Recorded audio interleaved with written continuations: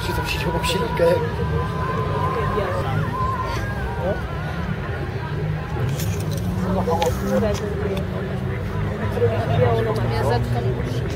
Well, the crew are all confirming that they're ready at the top end at the moment.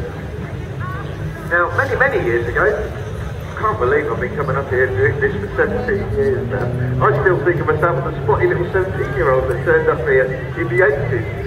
Anyway, Jetcar, they were well, not exactly a new science, but you didn't always guarantee that it would click in, fire up and get down the track.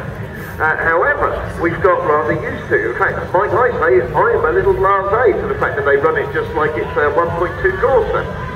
So it's unusual to have a little hole like we had there. Yeah, I think we got it that time. And so we used to have a thing called wet start, where it wouldn't get full ignition and some fuel would pool in the bottom of the turbine housing. But fortunately, we're now back into normal operation.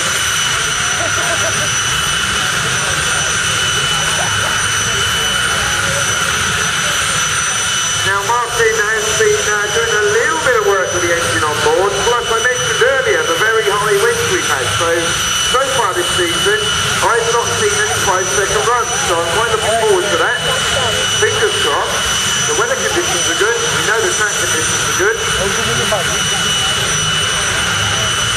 Oh, in the hope that you can still hear me over the jet engine, because I've taken the rear window out because it's getting too sweaty in here.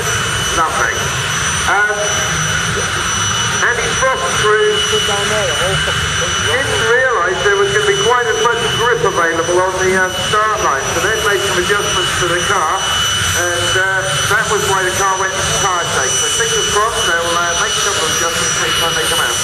Okay, so now we're going to hear a few gentle afterburner pops. When I say gentle, they're quite noisy, but not quite as brutal as the ones you're going to hear a little while after that. Well, the water in the